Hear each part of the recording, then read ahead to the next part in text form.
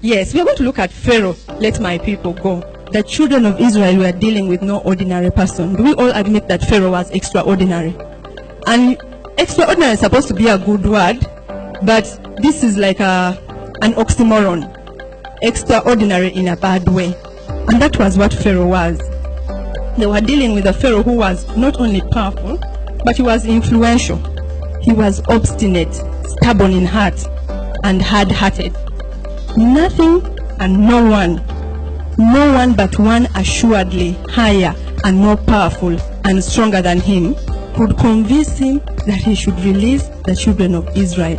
And so that's why it had to be such a dramatic rescue.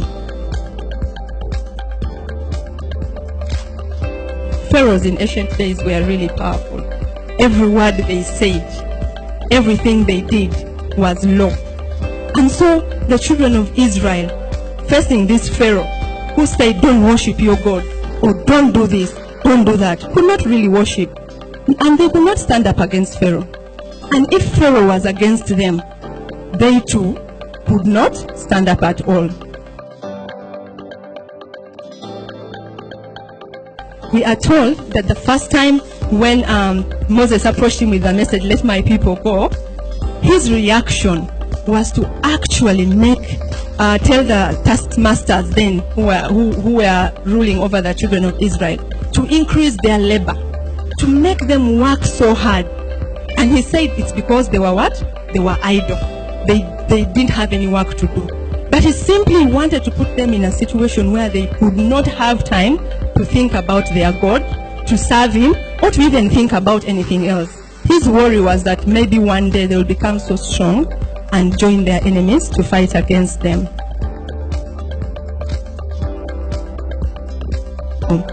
Our first lesson is that God will always prevail against Pharaoh. No matter how hard-hearted or how much Pharaoh puts up a spirited fight, God will always prevail against Pharaoh.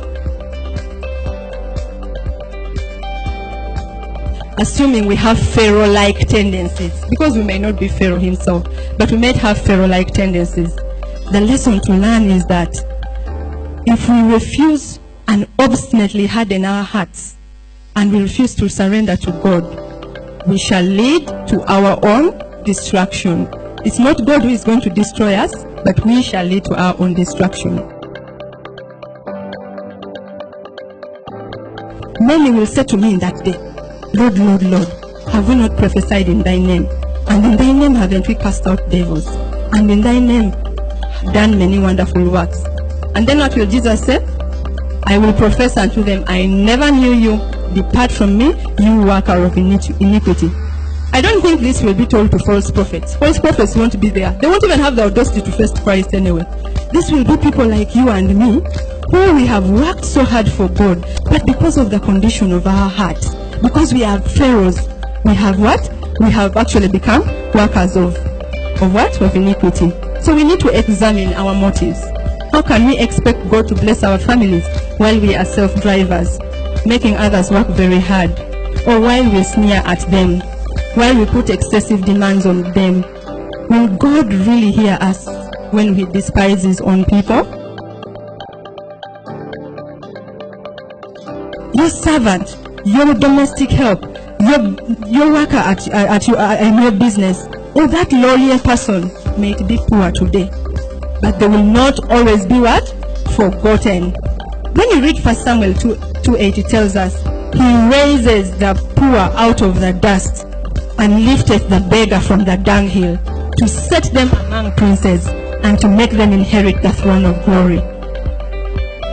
God will raise these people. Why? Because he loves them. And maybe he wants to use you and I to raise this person. Maybe we are the only hope for this person's family. But alas, we are instead not cooperating with God, and we are again becoming like pharaohs to them. He says in Psalms 12:5, for the oppression of the poor, for the sighing of the needy, now will I arise, saith the Lord. I will set him in safety from him that puffeth at him. God says in what? He will arise for their need. If we want to improve our families, this year.